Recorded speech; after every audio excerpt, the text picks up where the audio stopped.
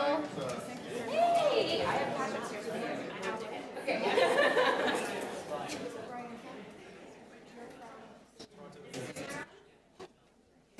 I know one.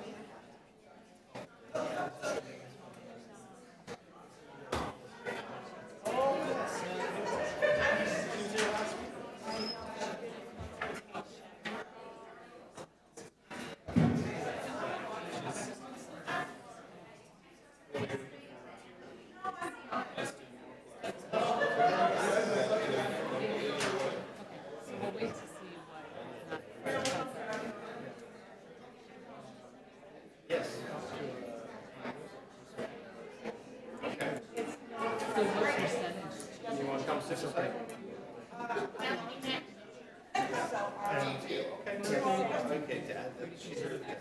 So yes, to add a separate process. And details to follow? Okay. So right now,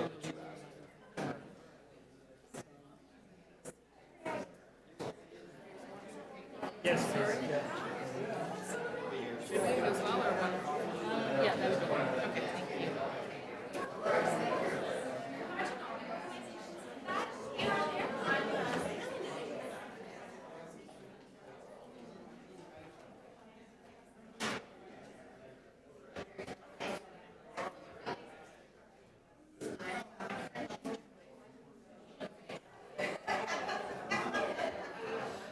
Yeah, so Marianne said she'd take it. She will Sean doesn't show. Okay. So yeah, she's happy to also include questions in case Sean doesn't show. Yeah, I thought it was, one of the members just mentioned wanting to move the motion link specifically with the citizen. Okay. Yeah. So let's try something pretty Generic? generic and put it in there, and then we get some help from Marianne on once I don't see Sean show up, but let's see what I can do. Okay.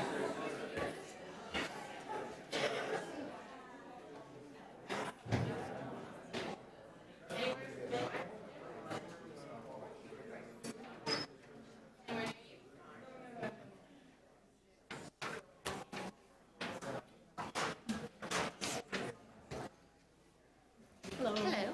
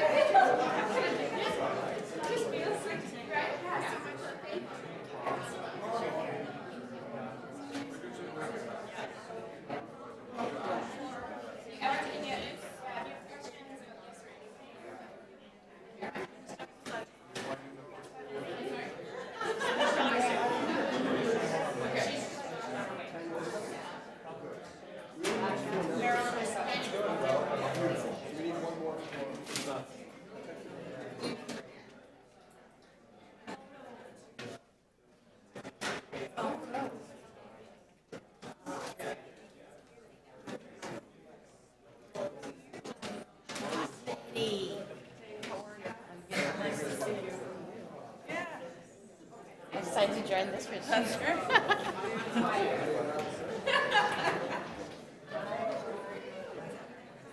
Nancy. You probably don't remember me. Oh, you do? Okay. I left Ryerson. No, I know. It's 6 kind years of ago. it's hard to keep track of all the numbers. I'm now here.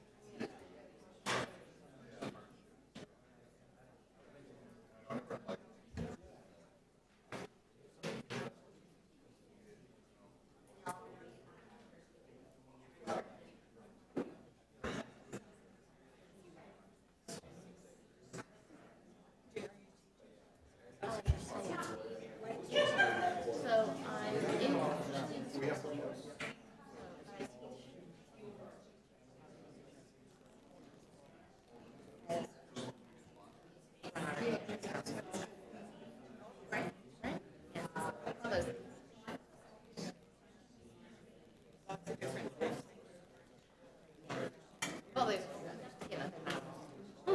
I'll find this out.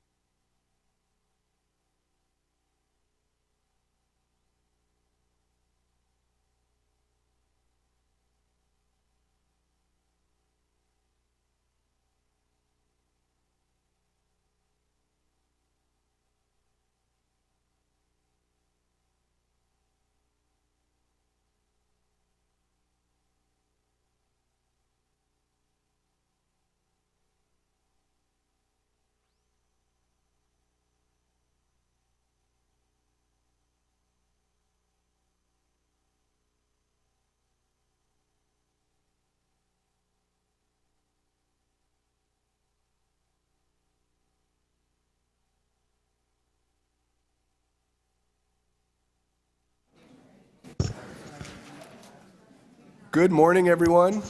I think we're going to get started. I'm Jeff Schiffer. I'm the new co-chair of the Aboriginal Affairs Committee here. Very happy to be sitting with you this morning.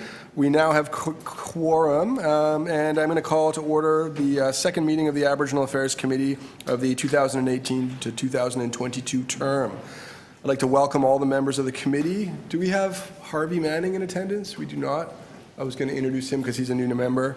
Fair enough. I just want to welcome all the committee members, members of council, Councillor Layton, members of the public, and other folks who've taken time to join us today. We are going to start off our meeting in a good way, and Steve has been gracious enough to offer to start with an invocation this morning. I'll turn it over to you, Steve.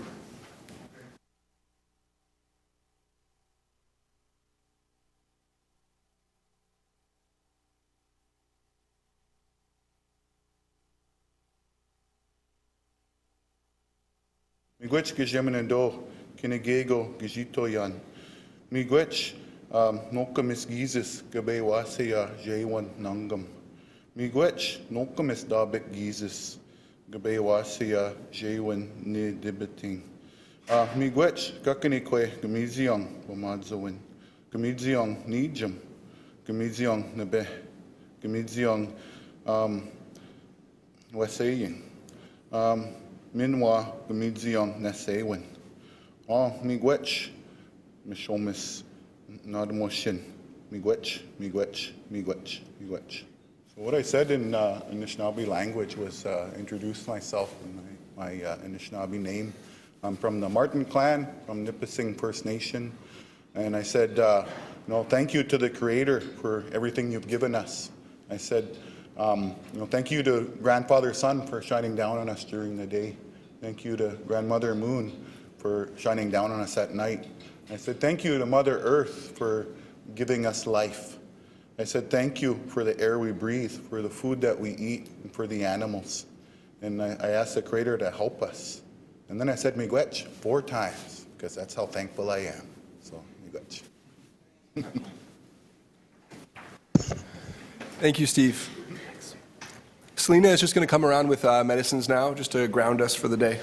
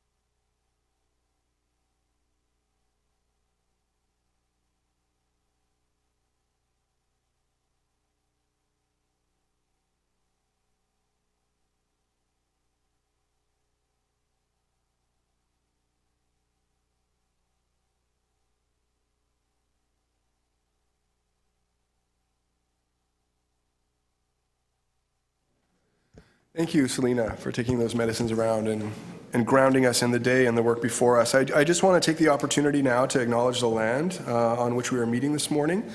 We are gathered here this morning on the traditional territory of many nations, including the Mississaugas of the Credit, the Anishinaabeg, the Chippewa, the Haudenosaunee, and the Wendat people. It's also important for us to acknowledge that this is now home to many diverse First Nations, Inuit, and Métis people, and we also acknowledge that Toronto is covered by Treaty 13 with the Mississauga of the Credit.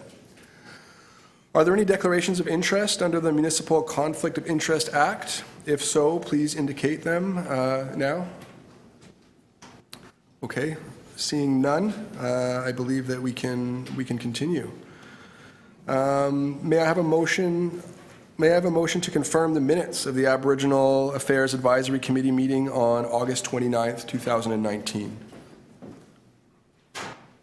Moved by Councillor Layton. I need a second? No? No second. Perfect. Okay. All in favor? Any opposed? Motion carries. Good morning, Andrea. Okay, we will now proceed to consider the 7 items on our agenda. The first item, AA 2.1, is an update from the Indigenous Affairs Office by Selena Young. So we'll just give a moment for Selena to take her seat.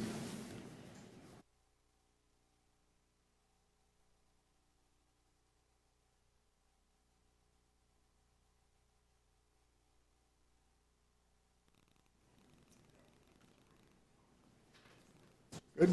Yeah. Okay, so yeah, this is just a standing item. Any updates from Selena? We'll start with her first, and then there'll be the possibility for questions. Oh, look at him. Tansi Kimata, hello, good morning. As Jeff said, in a meeting with Jeffrey and Francis, who are the co-chairs for the Aboriginal Affairs Committee, we thought it would be a good idea to have an update from the Indigenous Affairs Office as a standing item going forward. Of course, there will be times when we're actually bringing a proper presentation and material for your consideration and input, but still the informal update to share a little bit about what we've been up to. So first and foremost, for those of you who may not know us in the Indigenous Affairs Office, I'd like to introduce you to the team, most of whom are here today. So Diana is bringing water to Andrea. Jeff and Dylan, just give a wave. Lauren sitting just behind them. And I think many of you know Donald, who couldn't be here with us today. We are a small and mighty team, getting pulled in many directions, which we think is excellent because it shows that people are really keen to work with us. They see value and the importance in the work that we're trying to do with community, with you and many others. So what is some of the work that we've been up to? I'll start by just sharing a few of the internal pieces. Recruitment for the 5th position in the office, and that's the Indigenous Youth Research Associate position. That should be complete very, very soon. We hope the successful candidate will be able to start before the end of the year. And you may recall that this position was a specific request from the community, especially those of you on the Aboriginal Affairs Committee last term. It was to ensure that Indigenous youth had an opportunity to work at the city. It's a rotational position, so we bring in a youth for 1 year to work with us, and then this time next year we'll be bringing in another Indigenous youth to work with us. So that's on the recruitment front. We continue to try and influence and impact across the Toronto Public Service in a variety of ways. And one of the ways that we do this, or one of the tools that we have in order to connect across this very large organization, is through the Indigenous Affairs Community of Practice. So that community of practice is made up of about 50 different individuals who represent the 43 divisions across the Toronto Public Service. And we're meeting regularly and trying to support one another in the work that we're doing in the Toronto Public Service. Last but not least, on the internal front, we're going through a revitalization of the Indigenous Employee Circle, which is the Ambe Mwasada, to ensure that Indigenous employees within the Toronto Public Service have a voice, that we're connected to one another, and supported in the work that we're doing. So we've got a couple of meetings coming up to kind of chart the course for 2020 and figure out some events and teachings and things that we want to have as a circle. So some of the main pieces of work that I'll highlight, we are working on a response to the calls for justice from the National Inquiry into the Murder of Missing Indigenous Women and Girls and Two-Spirited People. This includes responding to a motion that was put forward by Councillor Layton and passed unanimously in July to see what the City of Toronto could and should be doing to respond to those calls to justice. So I think some of you have spoken to Lauren, who's leading this work in the Indigenous Affairs Office. We are going to be presenting recommendations to you, the Aboriginal Affairs Committee, at the February meeting. But before that, currently underway is a lot of background research, looking at the calls, summarizing the city initiatives currently underway. Lauren is also working to organize a meeting of an Indigenous circle or working group that's being planned for mid-December, and we want to hear from community. The point of that is to hear from community to identify actions within the city's scope and capacity so that we can respond effectively and appropriately. And so far, the invite list includes Native Women's Resource Centre. I know Pamela's been talking to Lauren, Council Fire, Blanche, and Diane has invites ALS, Aboriginal Legal Services, the Aboriginal Peacekeeping Unit, and we have a youth and elder involved. But one question that I have for the Aboriginal Affairs Committee members is there anyone from your organizations who should be invited to that conversation? And we're looking for that input. So whether you want to tell me now or connect after the fact, please do let us know, and we'll make sure that those voices are included in that work. And if you have any further questions about this work, we know it's really important, it's really critical. So connect with Lauren and myself, and we're happy to chat further. We're going to talk more about this on the agenda item, but housing is also another large piece of work that the Indigenous Affairs Office has been engaged in. Jeff and I have both been involved at the staff and senior management level. And like I said, we're going to talk more about that on the agenda item today.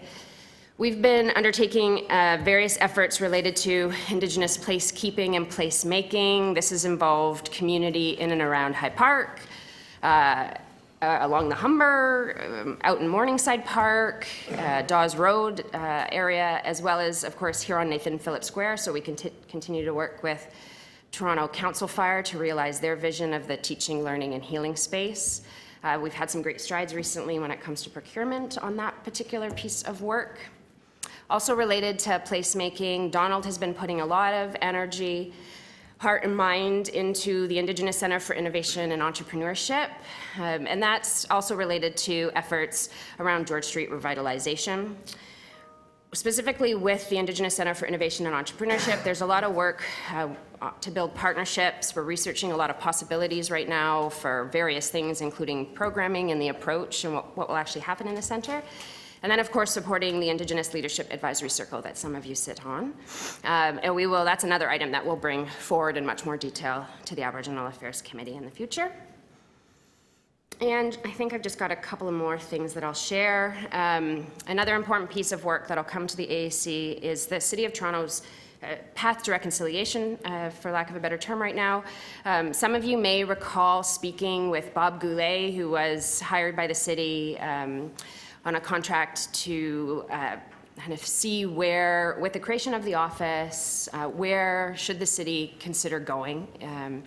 And so Bob facilitated a number of circles regarding priorities that the city should undertake to better work with and support a thriving Indigenous community. And admittedly, in the Indigenous Affairs Office, we got really busy with the doing and the working, and we realized we now are in a place where we really need to circle back to Indigenous leaders who spoke to us, community that was engaged, so we're going to be doing that in the coming months.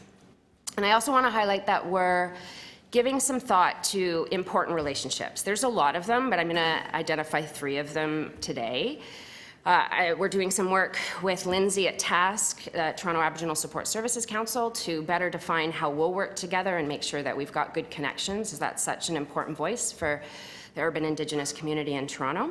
So Lindsay and I are connecting next month and identifying ways that we can move forward. We're also looking at two other really important ongoing relationships, one with the Toronto Inuit Association, and it's really the Toronto Inuit community through the Toronto Inuit Association, as well as our relationship with the local Métis community, so working more closely with the Toronto York Region Métis Council on that piece. I'm going to look to Jeff and the team. Is there anything that I have forgotten that we should let people know? Okay. Thank you for your time. Thank you, Selena. A small but mighty team indeed. That's a lot of work. Are there any questions of staff on this item? I could, it's not a question, but just a very brief comment, and that's I had the opportunity to sit down with Selena and her team last week, I think it was, and really go over, get to meet some of the wonderful people we have in the office and go over what they've been up to and their work plan ahead. And I got to say, while we have some fantastic people in this room that are city staff and have been doing it for decades, Sean? Decades? Half century? Decades.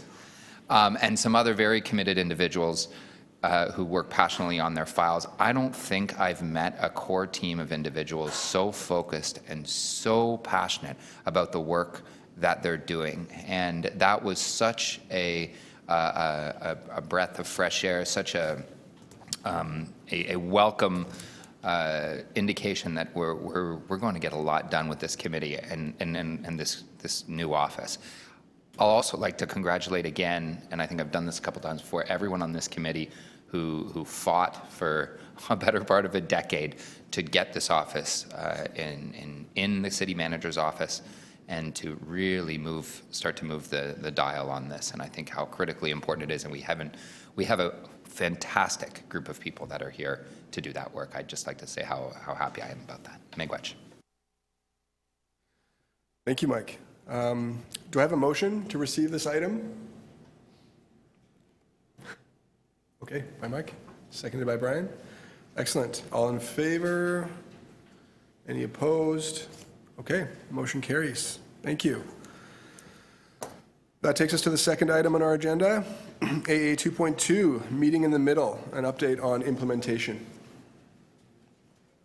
We have Steve Teakins, the Executive Director of NAMERES, and Marianne Bedard, the General Manager of SSHA, here to give us a presentation to the committee. Welcome.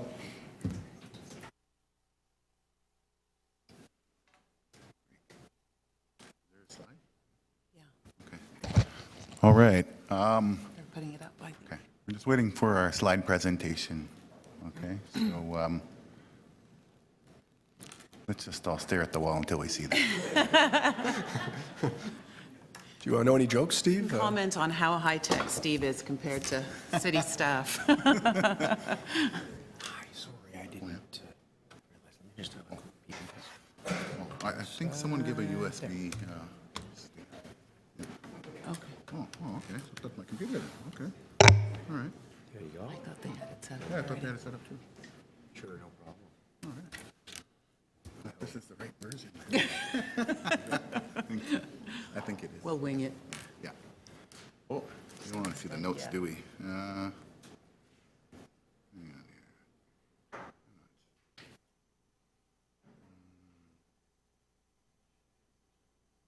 here. There we go. There we go. So, anyways, good morning, everyone. My name is Steve Teakins, and as you can see in that photo there, we are all practicing our hand modeling skills. And so we're here to present to you this document that was co-created by members of SSHA from the senior management team, Marianne and her team, as well as some of the Indigenous folks from Toronto here that sit on Toronto Aboriginal Social Services Council, as well as the Indigenous Community Advisory Board for the Reaching Home funding. So let's jump into the next slide. So SSHA is the service system manager for ending homelessness and housing. Our vision, we spent a lot of time this year and into next year developing a vision and a mission and values. And part of that is reflecting on the work that is directed through our service plan. We'll be developing a new one next year. But we do want to make sure that we're honoring the directions that we had about including Indigenous people in improving access and equity to our services, and also a really strong commitment to strengthening our partnerships and our collaboration. So, as I mentioned earlier, the Toronto Indigenous Community Advisory Board, participated in co-creating this document, and the Indigenous Community Advisory Board, or as CAB as we call it, is made up of Indigenous organizations. There's a dozen of them listed there that provide housing and homelessness supports here in the City of Toronto for our Indigenous members that may find themselves homeless or challenged in finding housing. CAB assists the Aboriginal Labour Force Development Circle, who is our community entity who receives the funding from the federal government to administer homeless programs through the Reaching Home strategy. And the CAB is a decision-making body that ensures the needs of Indigenous people experiencing homelessness are met. Now, next group that also helped co-present this document is Toronto Aboriginal Social Services Council, and it's composed of, I'm not sure the number, but it's a big list there of organizations. And TASC provides community-based research, policy, advocacy on social determinants of well-being for First Nations, Métis, and Inuit people living in Toronto. And for our shared vision, this document really highlights our shared visioning that we came together to create this document. So, meeting in the middle engagement strategy is an action plan that was developed to foster better relationships between SSHA and Indigenous organizations in order to move meaningfully to address Indigenous homelessness in Toronto.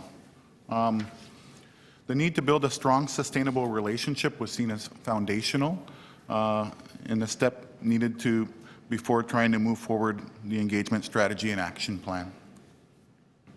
And then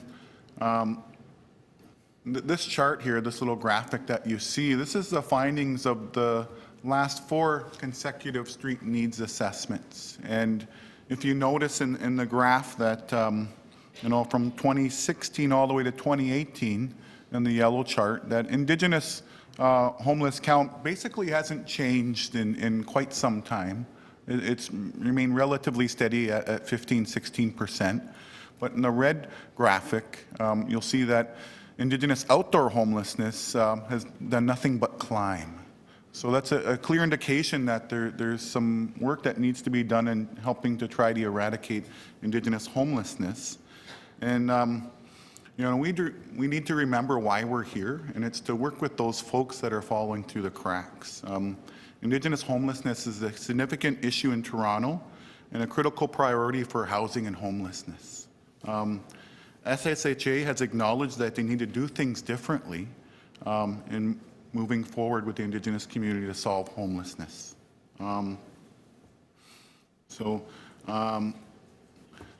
Indigenous homelessness has many risk factors directly traced to colonization. Also, it's structural and institutional racism that has led Indigenous people to fall through the cracks. As well, government policies and practices have also, again, enabled Indigenous people to fall through the cracks, and as well as the effects of intergenerational trauma going from one generation to the next, where, again, it's led them to being homeless and not having a place to live. So how we got here was SSHA and Indigenous organizations in the housing and homelessness sector recognized that we really need to work together to meaningfully address Indigenous homelessness. And as a result of changes in the way we engage each other, both groups identified the need to further explore and understand self-determination, respectful consultation, and collaboration. So that's how we made this journey to get to where we are in co-creating Meeting in the Middle. So the Indigenous partners recommended that SSHA work with TASC to co-create the principles for engaging Indigenous communities and service providers. It was also suggested that an action plan be co-developed with timelines for achieving specific accomplishments to demonstrate action. It was recognized that the importance of this document that in a 3-day facilitated consultation held in September 2017 with SSHA and Indigenous leadership. And then, the Indigenous community in co-creating this document felt that ceremony was important to birth this document, and look at those good-looking people there in those photos. So anyways, the document was launched in June 2018, where we had a birthing ceremony.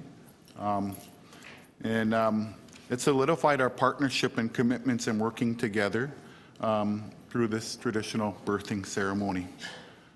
The action items in Meeting in the Middle were intended to honor and align with the City of Toronto's 7 Statement of Commitments to Aboriginal Communities in Toronto, and Indigenous partners committed to supporting SSHA in implementing these commitments and actions by providing guidance, input, and sharing information and resources with SSHA. So last month, we came back together again to review how our first year of implementing the Meeting in the Middle strategy had gone. We wanted to review the actions that we had taken and the accomplishments that we had made, and also the impact that it had on our relationship with our Indigenous partners. And I wanted to share some of that feedback with you, specific to the commitments that the City of Toronto has made. I'll tell you a little bit about, we sort of did a poll, a vote, to get a sense of how the people in the room were feeling, and recognized when we still had work to do. And each of the areas, it was clear that we still had work to do, but that we had made some improvements. So commitment number 1, which was to learning and development, the participants all felt that we had exceeded expectations in this area, which we were glad to see. We are committed to our role in supporting cultural competency training across our division. In 2017, we made it a priority for our staff.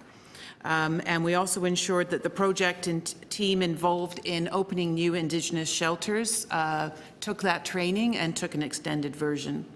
And we're also actively promoting various informal learning opportunities and events and demonstrating significant days to our staff. We delivered 4 discussion sessions with staff on our own commitment to providing land acknowledgement.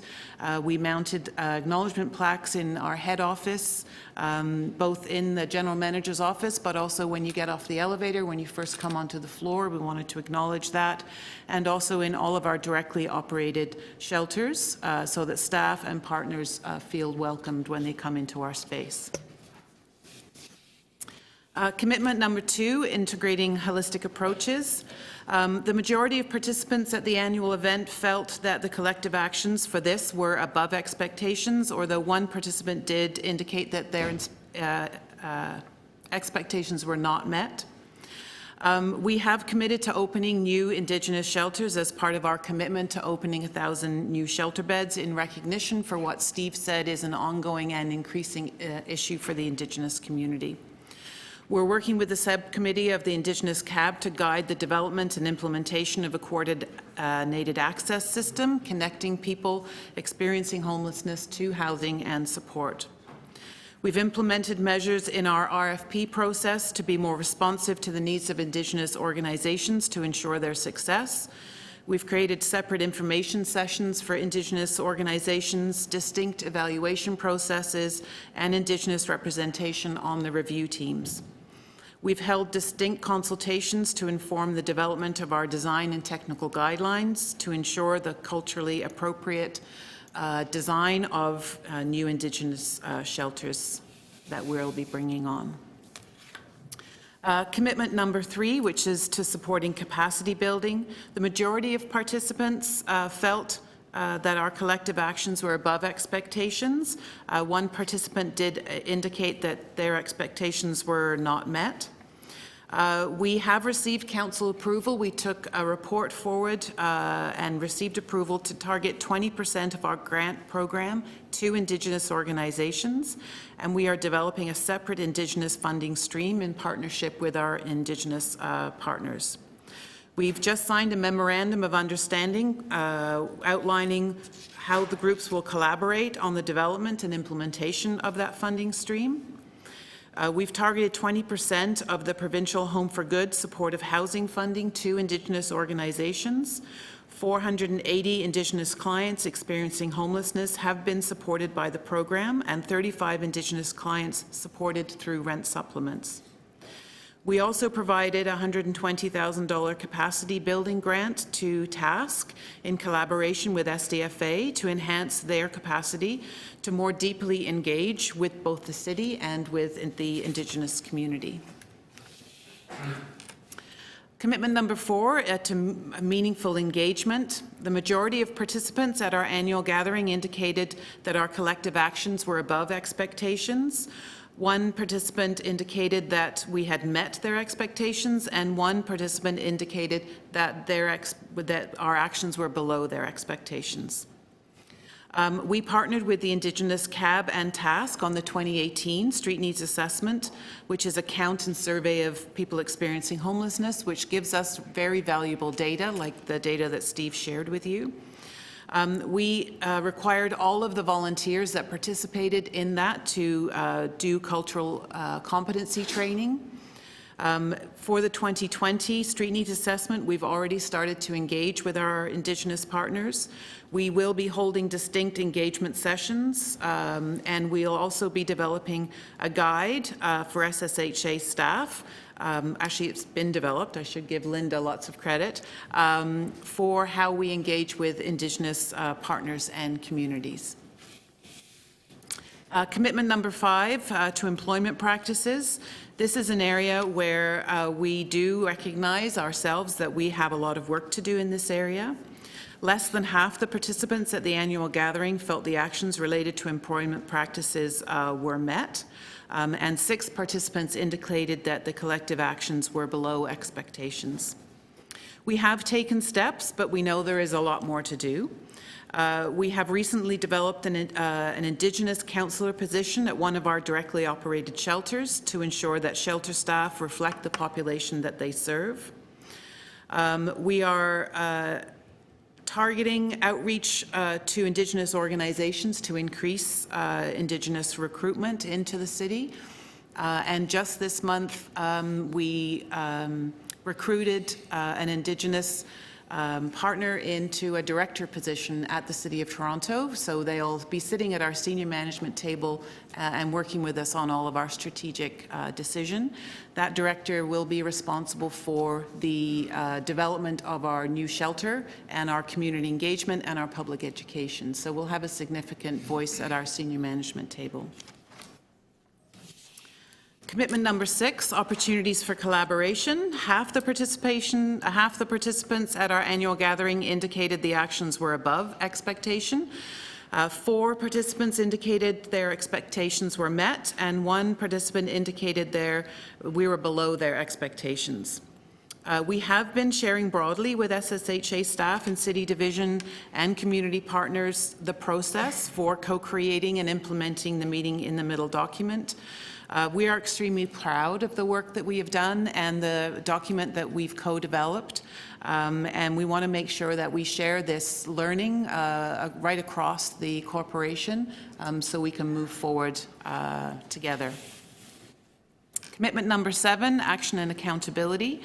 The majority of participants at the annual gathering felt that the collective actions were above expectations, and 1 participant indicated that our actions did not meet their expectations.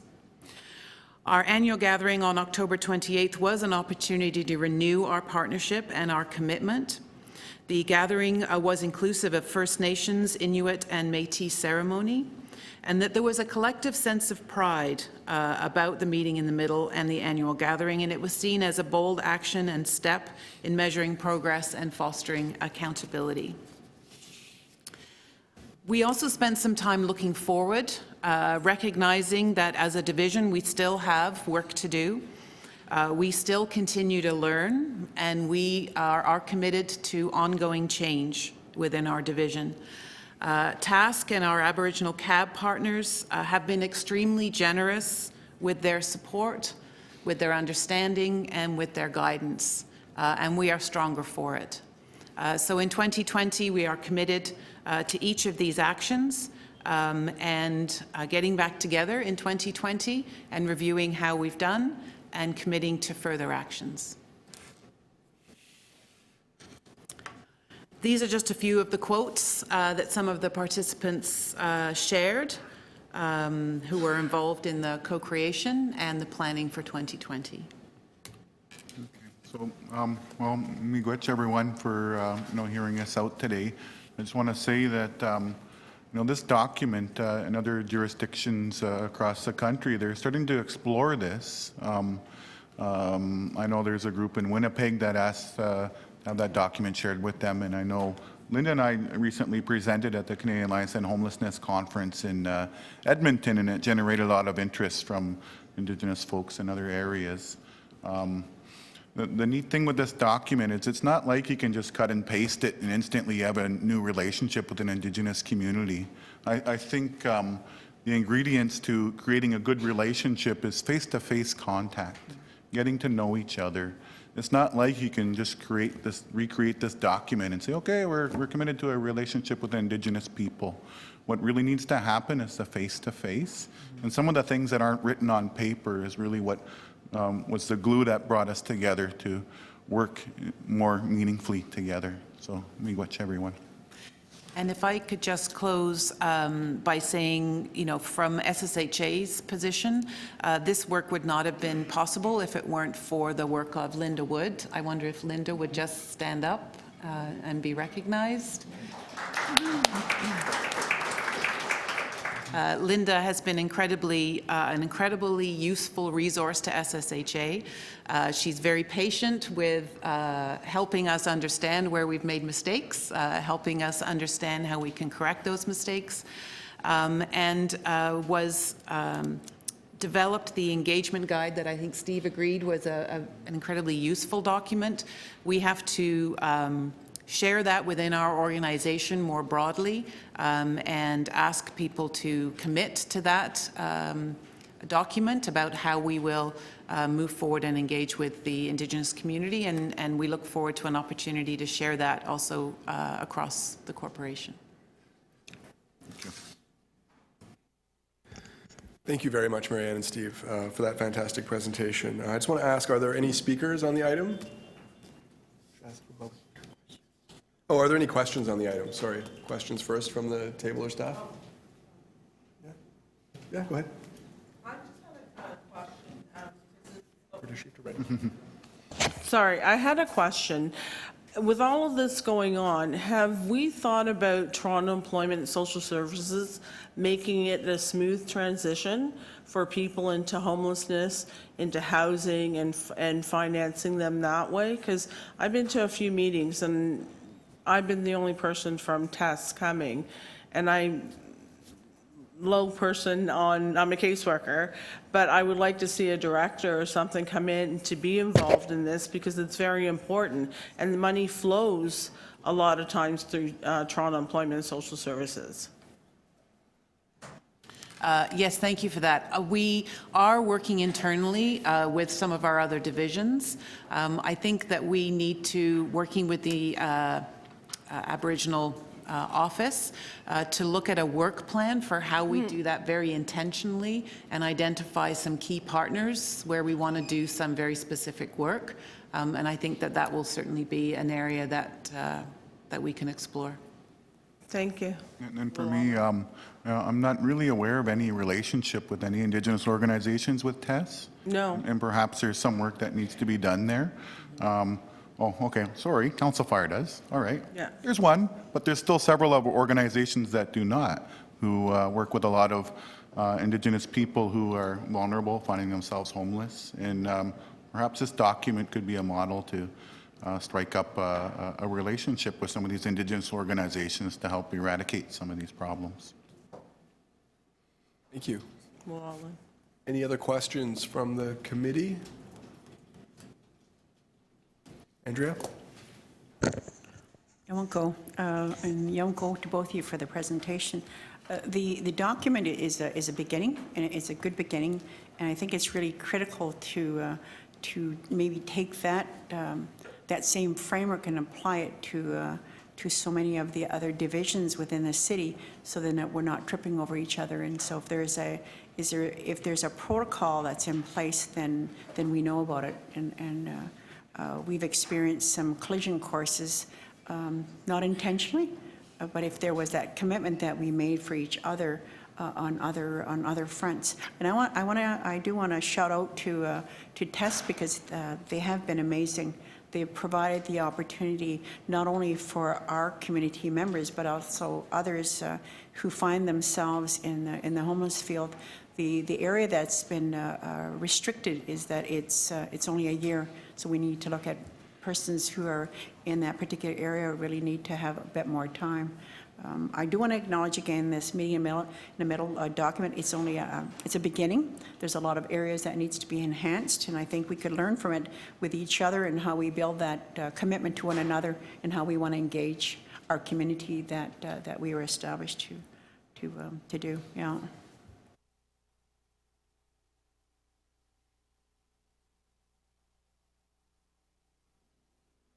Okay, and before we close, we don't have any speakers on this item, do we, aside from questions? No? Okay, thank you. Could I please have a motion to receive this item? Oh, great, Angus, followed by Nancy. All those in favor? Any opposed? Motion carries. Thank you very much, everyone. Okay, that brings us to the third agenda item, which is the Indigenous set-aside of the affordable housing units. I'd like to welcome Randy Pitt, Reaching Home Manager from the Aboriginal Labour Force Development Circle, here to present to the committee. Welcome, Randy.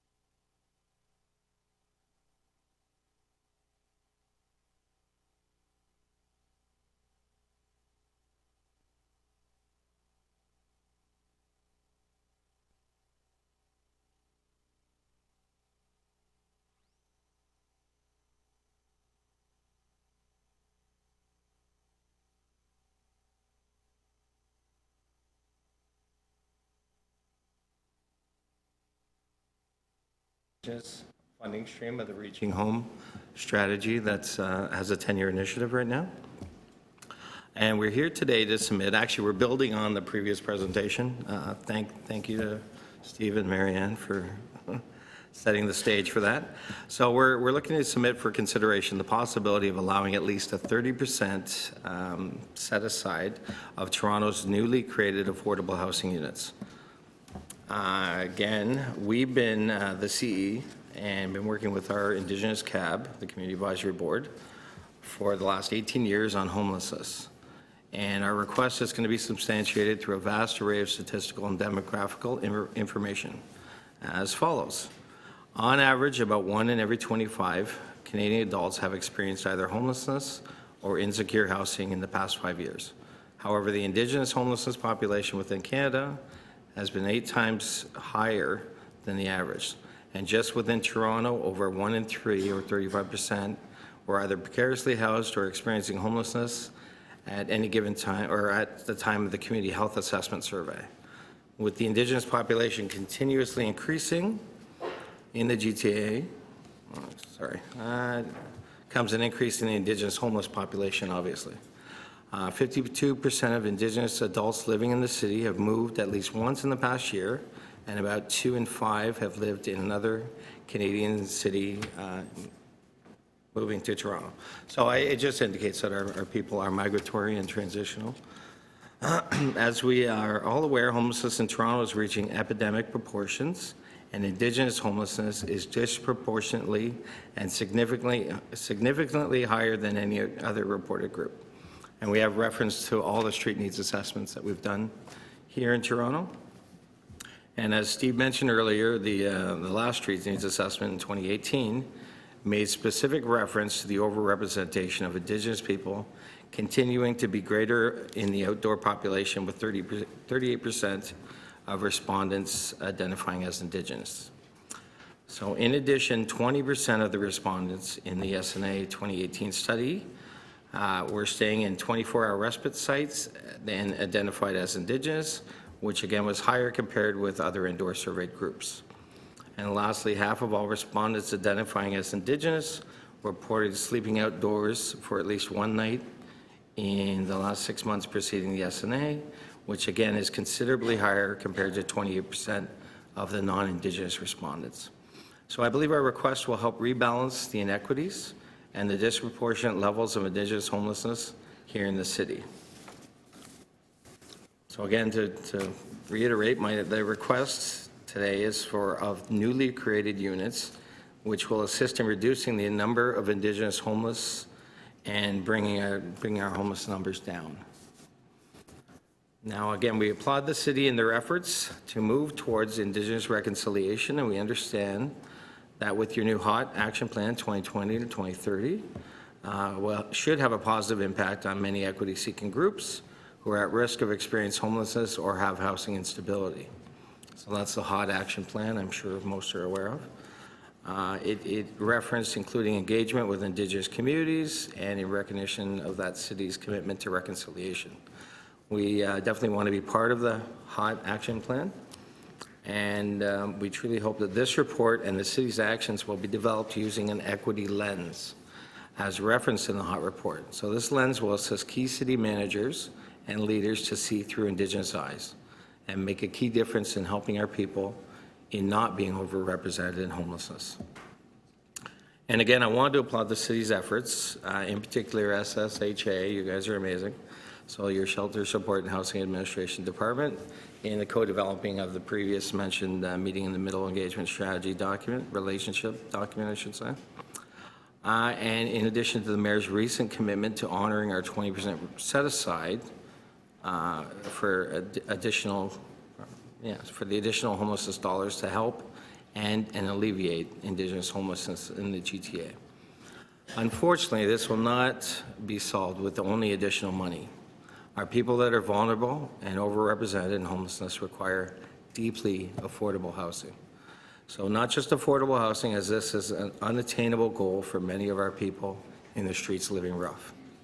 So by making them a priority, we will significantly reduce and work towards eliminating homelessness in the city for our people and all people. And again, I thank you for your time and hope that you'll consider our humble request. And to summarize, we're looking for the Indigenous set aside of newly created affordable housing units within the city. Yeah, Marse and Miigwech and Nukumuk, all my relations. Yeah. So that's, yeah, in a nutshell, that's basically what we're asking. If 30% is, it's open for discussion. Thank you, Randy. I think I already see one question from the committee here. Or any questions from the committee?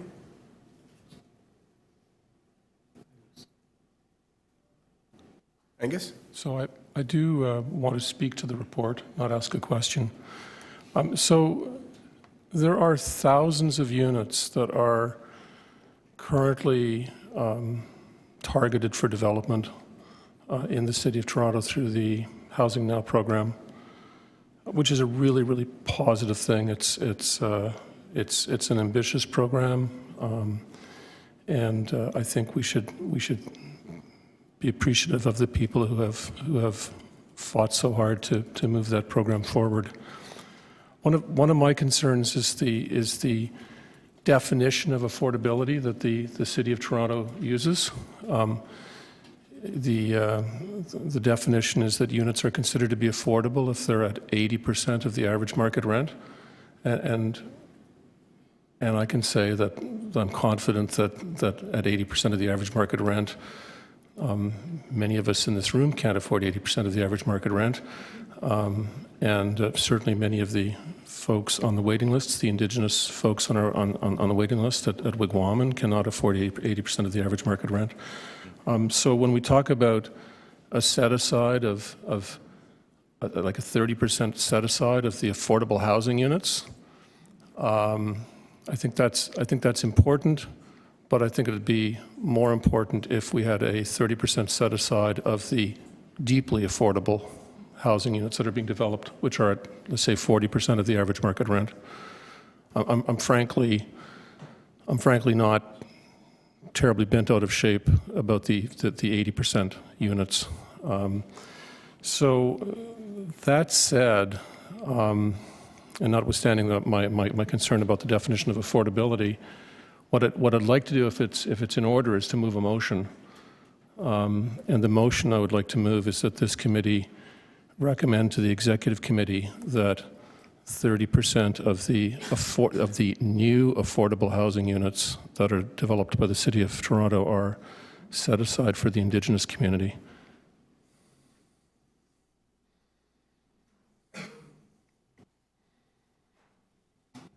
Steve? Thank you, Randy, for your presentation. It was fabulous. And, I'd like to second Angus's motion. And, working with homeless individuals here in Toronto, the natural cure for homelessness is housing, right? NAMI-RES has been struggling to provide housing for our residents, and it's often a challenge. And it's very complex to start up housing in this city. It's not like any other municipality anywhere in Canada, I don't think, where it takes an incredibly long time just to get a building permit after you jump through all the hoops and deal with all the neighbors that don't want you in your neighborhood. So, I'm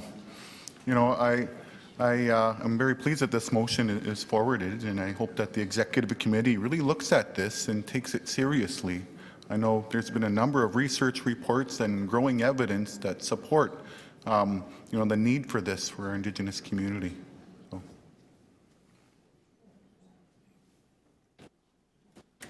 Thank you, Steve. Andrea? I want to acknowledge Angus for advancing that motion, but I think it's really important, Angus, that you make sure that you're putting in place. I'm not comfortable with affordability. I think what we're really talking about is subsidized, because we have a number of our own, including staff, who can't afford. And so we need to look at some further definition that needs to be built into the motion itself.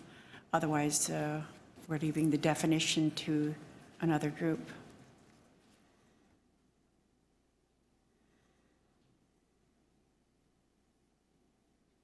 Thank you, Andrea. Go ahead.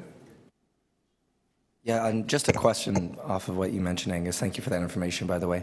Of the 51 projects that were mentioned, up to, I think, 2024, is there more information where we can find which amount of those are affordable, deeply affordable, or like more info on what's happening in terms of this structure? I can certainly gather more information. I don't know if another member may have it at this point. Those were just the initial numbers that I had. I know there's probably a bit more than that. So, but again, how many are deeply affordable, I'm not aware at this time. Angus. So I can say that I think this is correct, that for the Housing Now program, the minimum target is that 10% of the units that are developed under the program are to be deeply affordable, and that's 40% of average market rent. So that's the target for the Housing Now program, I believe. There's nothing that precludes proponents from developing a financial model which has more than that, except, of course, you've got to actually be able to make the project work financially, and that's the challenge. To Andrea's point about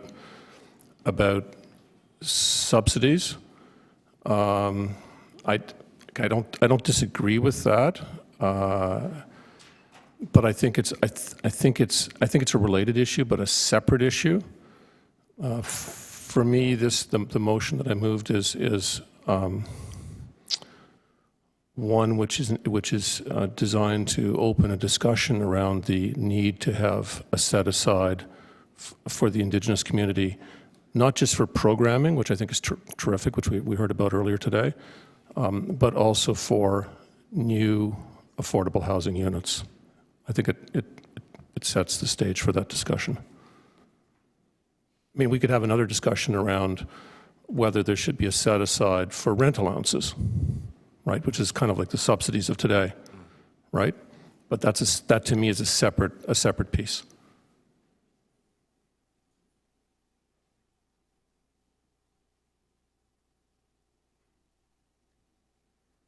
Other questions or reflections from the committee?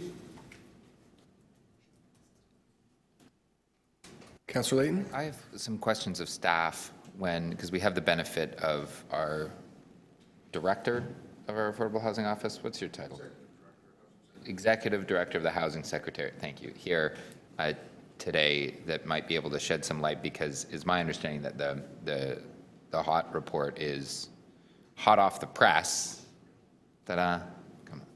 And is like going through the process of getting all the final approvals to then go to committee. So we're in a really, really tight time crunch here. So maybe it's, if it would be possible for city staff to respond to what's possible at this stage and what could be implemented in the time that we have before the HOT report recommendations come forward. Can you tell us what's in the report? No, thank you, Councillor, for the opportunity to answer your question. My name is Sean Gadden. I'm the Executive Director of the City's Housing Secretariat, and I'm coordinating the development of the plan for the city. There's a letter that's going to be circulated shortly by the city clerk in response to the letter that was sent to the mayor, and I was asked by the mayor to respond on his behalf. So you'll be getting that momentarily. The clerk's making copies of that letter. That letter does, though, say and commit that we will, as a part of the housing plan over the next 10 years, create set-asides with respect to a number of housing programs. We have not established a particular percentage of units that would be set aside, or for that case, housing benefits. You may be aware that the city's housing programs are delivered in partnership with both the federal and provincial governments, and there's also some programs that the city delivers on its own. And so what we would prefer or like or suggest is that we have a deep dive into all of these programs and determine where the flexibilities are and the opportunities are to have set-asides associated with each and every one of the programs. They may be different as it relates to a set-aside to a program, recognizing what its particular focus or interest is, or what its client target group is, because some of the programs come specifically with target groups that the city actually does not choose. They're provided to us, whether it's accessibility, whether it's mental health, and so a global target of 30%, as the committee is requesting, is something we're happy to look at, but we think that a deeper dive into each of the programs is appropriate to determine what the appropriate set-asides would be. That being said, the housing plan coming forward has been 1.5 years in the works. So your request is coming several days before the plan actually is going to be filed with the clerk. But as I've indicated to you, there is a commitment to set aside on these programs. There is also within the plan a distinct and separate chapter related to Indigenous housing.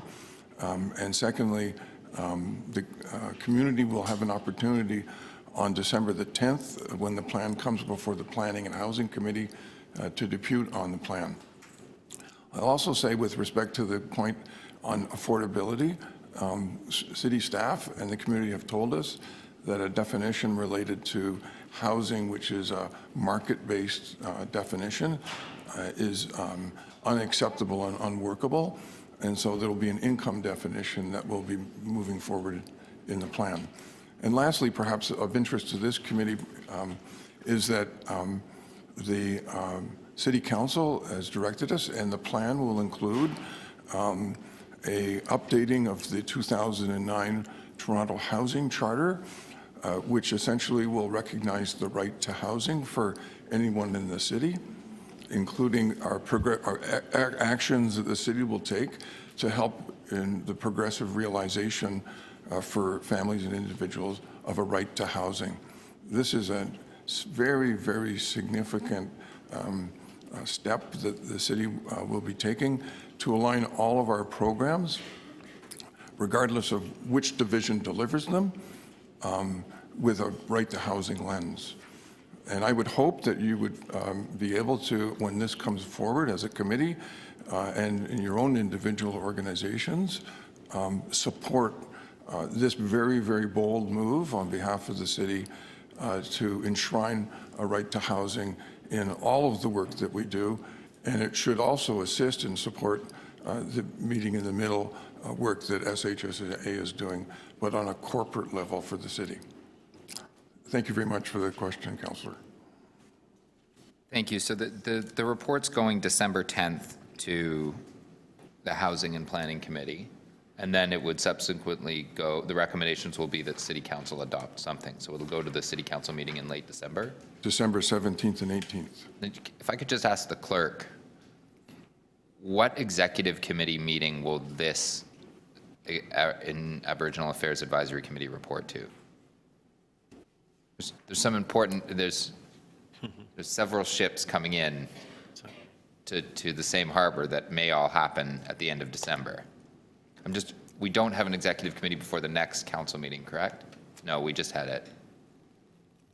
So this will all go to whatever we recommend today, and whatever Housing and Planning recommend will all be at the same City Council meeting.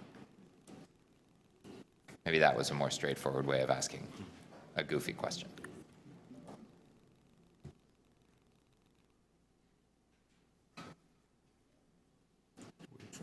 I know, really.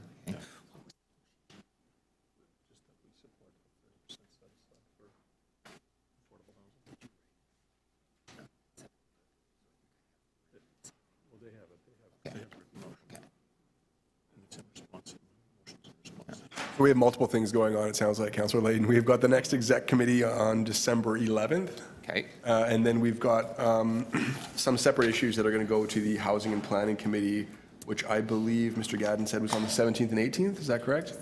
December 10th. They would arrive at the same council meeting. They would arrive at the same council meeting. Okay. And that would be in the new year? December the 17th and 18th. Oh, and 18th. Okay. December 17th and 18th.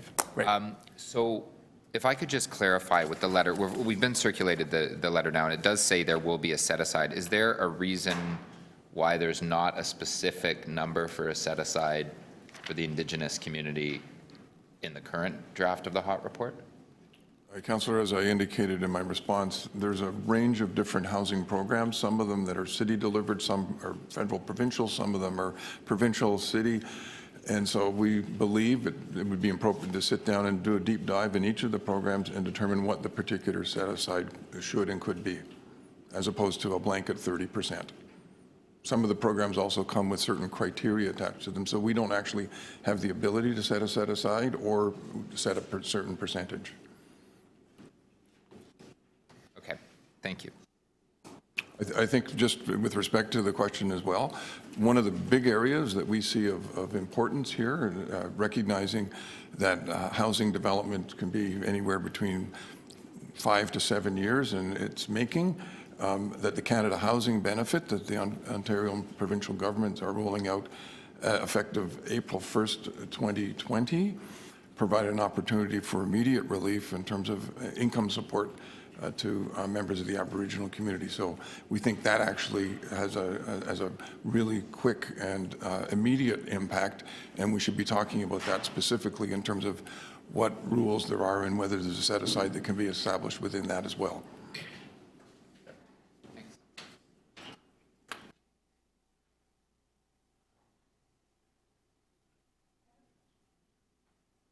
Sure, go ahead, Ruth. If it's a 30% request set aside, but you're worried that there are other requirements, and I heard mental health and something else, well, if there is a mental health requirement, why is there not a 30% set aside within that mental health requirement for Indigenous people with mental health issues? If there are people, if there's different set-asides, we could still set aside 30% within those targeted spaces, because Indigenous community members would occupy those spaces as well as our indigeneity crosses other struggles and identities. And I just wanted to question why it would not be an intersectional comprehension. In response to your question through the chair, there may indeed be, and maybe the set-aside in those instances is 50%. I actually don't know, and so the suggestion I'm making is that let's do a deep dive in all of the programs, look at where all of the needs are with respect to the population in Toronto generally, but particularly with respect to the Indigenous community, and determine what the appropriate set-asides are across all of the different programs. It may not be simply one number. Thank you, Mr. Gadden. Angus, I believe you have a follow-up? So if you had to guess, Sean, when that deep dive might be reasonably expected to be completed, when do you imagine it might be completed? Through the chair, Angus, as you're aware, all of these programs are in motion relative to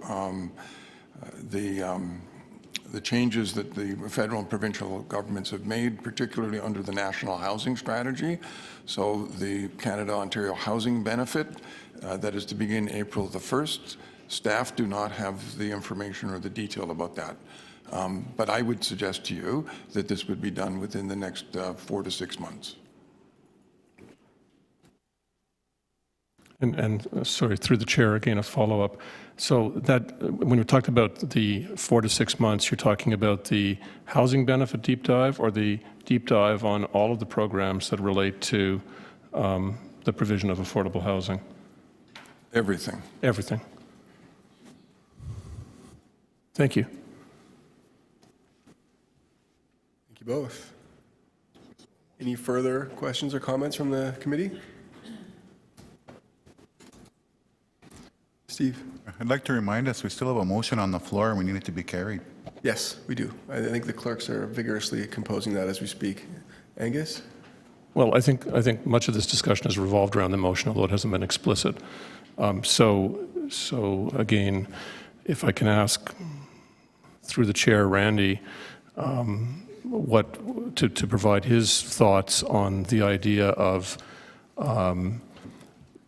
deferring this motion, consideration of this motion, until the completion of the deep dive that staff have referred to. How would you feel about that? And have staff come back and report back on exactly what they're recommending as the set-asides in 4 to 6 months, program by program. Would that be? I'd be friendly with that. I'm very happy for the discussion it's generated, and yeah. And so I moved a motion, and it was seconded. How do we, if I wanted to back away from that motion and craft something that would relate to asking staff to report back on the results of their analysis on its completion, how does that work? You're going to have to you just need to withdraw the previous motion. And then move another motion? Indeed. Just direct it to staff. Yeah. Okay. We do have a motion currently being composed. Do we have that? That's essentially what Angus was saying is the third part, so he can move that motion. Thank you. I believe we are going to have the new motion projected. Are we ready for that? I don't know what that new motion is that I can move, so somebody tell me that. The middle part is just that we send them the presentation, but everything else is essentially endorse 30% with deeper affordability, and then have them report back. So, Angus and Councillor Layton, we are in the process of crafting a motion based on discussion that we've just had. I'm going to suggest that we defer until we have that complete and move on. Yeah. Hold the item down. We're going to hold it. We're going to hold it. We're holding it, guys. All right. Okay. Is it ready? Oh, it's ready. That was fast. All right. Down for 2 seconds.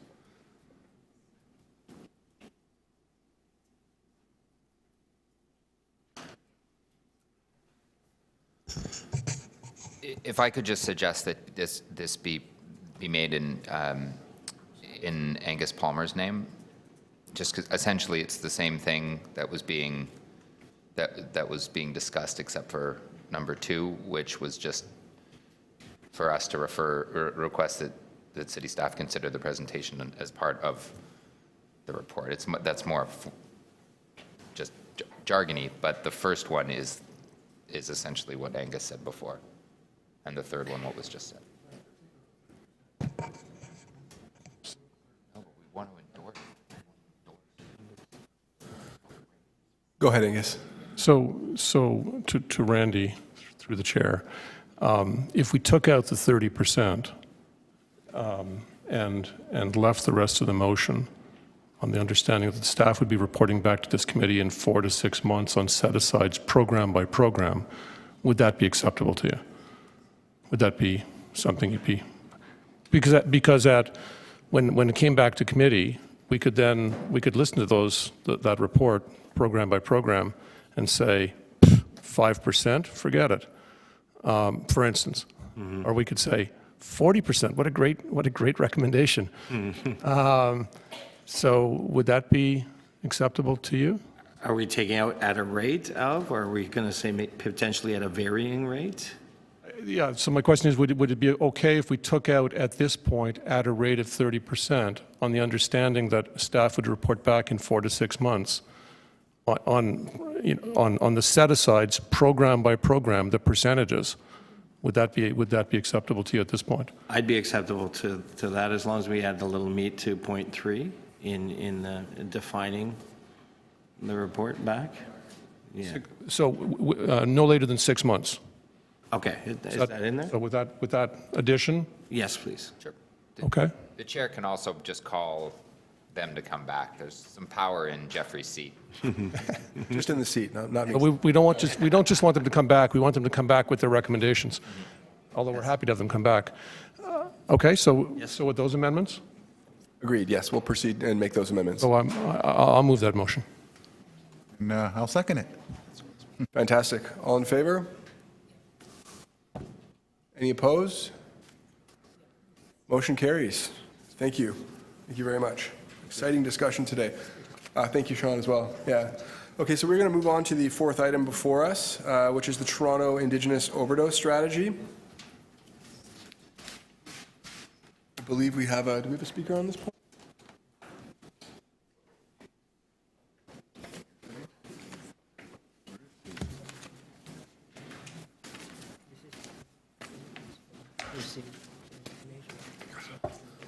Okay, so we don't have a presenter on this point, but it was brought forth to the committee for discussion. So I just want to ask if there are any members who have points of question or clarification that they'd like to raise in regards to the strategy.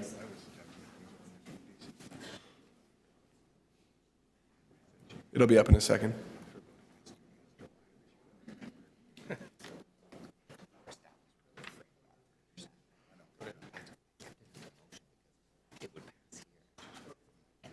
Yeah, so there was background information shared. This was brought to the committee for discussion. So first, I'd just like to ask if there are any committee members that have feedback or questions about this.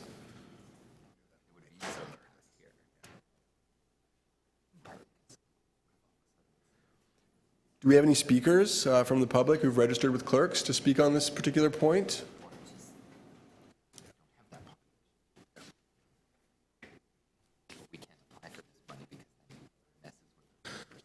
Fair enough. We're going to let this one sail by. Can I just have a motion to receive the item? Andrea, thank you. Seconder, Brian, thank you very much. All in favor? Any opposed? Okay, motion carries. Thank you. That takes us to the 5th item on our agenda, the Marine Strategy Update and Implementation. We have some folks from the City of Toronto here to speak with us. I'll introduce them as they come up. I believe we have Ray Tasaka, the Senior Urban Design Manager from Waterfront Toronto. Is that true? Maybe? No? Okay. Oh, we do. Perfect. Awesome. So, welcome. Thank you.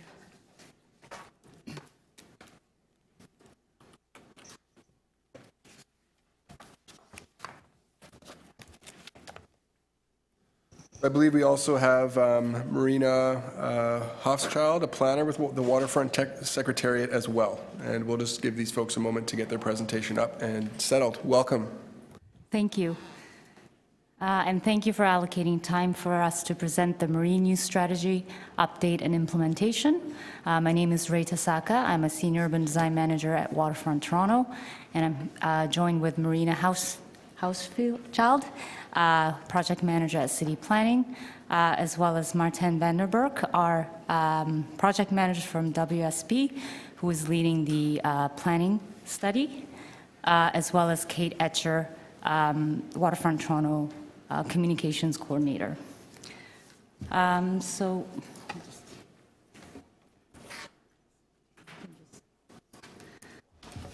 So today, we like to provide a project overview of the Marine Strategy Update, the existing marine uses that we have identified up to date, preliminary findings from the Phase 1 work, as well as direction around the Phase 2 work. And then we're here to answer any questions and get any feedback on the project.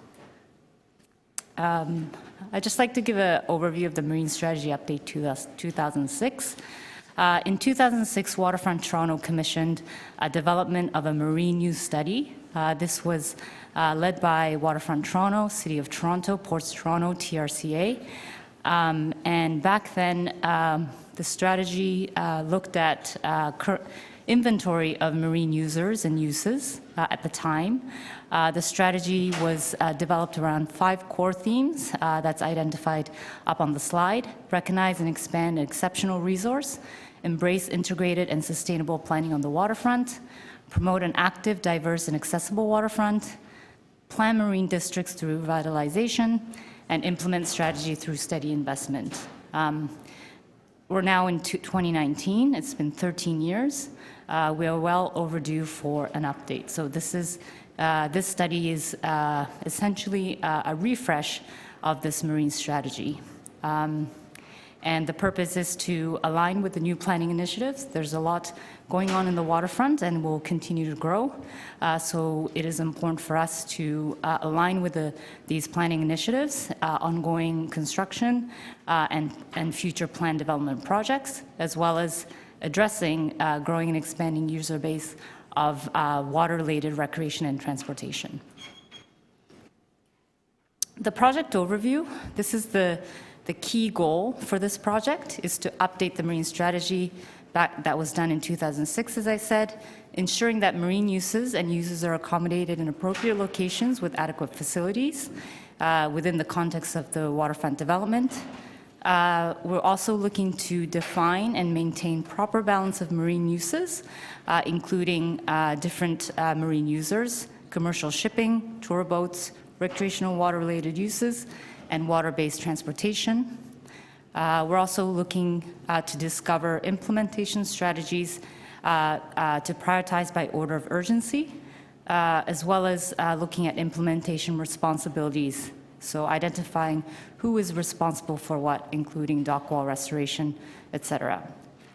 We see that this updated strategy document will be used by all parties, including Waterfront Toronto, City of Toronto, Ports Toronto, and the TRCA, to help us guide concept and detailed design of public and private investment in shoreline improvements, identifying partnerships that will support successful implementation of all the key actions that will come out of this study, provide a resource for interrelated planning processes within the study area, and lastly, inform capital funding requests.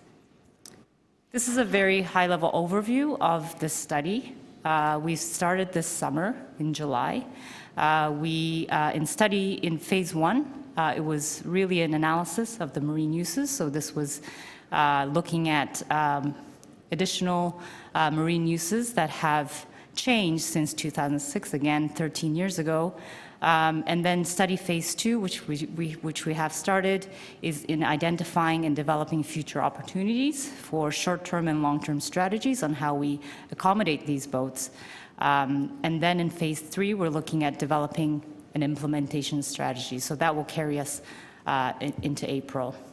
We are expecting a public meeting in the new year to present our findings in phase 1, as well as preliminary concepts that we've developed in phase 2, and then another public meeting in phase 3. So as I said, the project deliverables, phase 1, really is in looking at inventory of the current marine uses, analysis and assessment of current draft marine use. Phase 2 is identifying and developing future opportunities, and lastly, in phase 3, develop an implementation strategy. This is the project scope area. So as you can see in the sort of the light yellow circle is what we call the primary focus area. So this area is from the dock wall from Young Slip all the way to the Keating Channel west of the Cherry Street Bridge. So as you can see, it's mostly along the south of Queens Quay and the west side of the Portland's flood protection project that is undergoing right now. And then we have the largest study area, which is in the blue box. And this encompasses Ontario Place to the west, the Toronto Islands, the Inner Harbour, as well as the Outer Harbour area, which is the Leslie Street Spit. This is a quick overview of some of the implementation ideas that came out of the 2006 study. There were a total of about 55 implementation ideas that came out of it. Some were very generic and some were very specific. For example, foster innovative design solutions for water's edge treatments, different shoreline conditions, range of marine uses, and a sense of place for being in the water's edge. So we've just pulled out 8 implementation ideas that we think are key ideas. And then the next slide, I just want to highlight a couple of examples on the implemented and ongoing ideas that has been done since. So this is the implementation idea: promote a range of water's edge conditions that maximize public access and promote habitat creation without precluding marine uses. So this is a plan for the Cherry Street lake filling, currently being constructed in the Portlands, as well as on the right slide, you will see the new Villiers Island that will be created as part of the Portland's flood protection project. And in this design, there are opportunities to have boat launches, recreational boat launches, non-motorized boats where people can launch their kayaks, etc. And there's also an idea of a water circuit around, in and around the islands. Next slide. Another implementation idea that was identified in 2006 was exploring opportunities for recreational fishing, including potential locations for the provision of facilities such as fishing piers. So these are 2 photos. TRCA has been creating recreation nodes in and throughout Toronto Islands, as well as aquatic habitat underneath the new wave decks in the central waterfront. And these are examples of some of the projects that has been implemented since.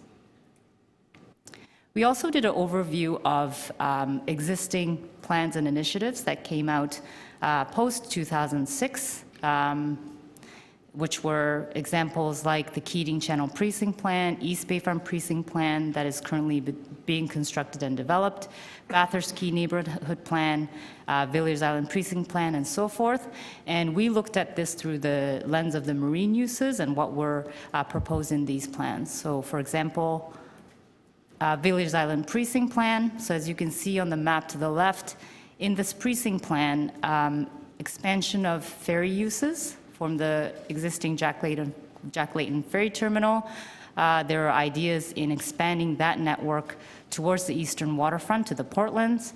As you can see on the pink and the blue dots, some opportunities for non-motorized boat uses and kayak launches, as I said, and opportunities to use personal boat launches on the western dock edge. So these ideas were noted in the Villars Island Precinct Plan in terms of marine use and programming.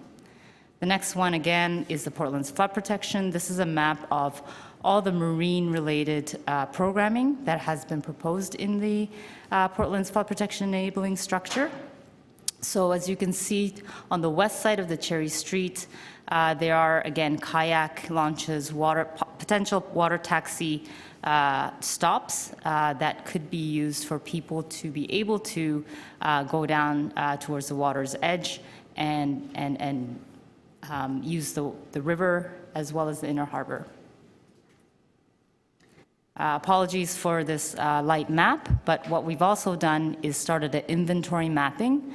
In 2006 study, they also did an inventory mapping of all the recreational boats, including tour boats, charter boats, cruise ships, etc., in the inner harbor.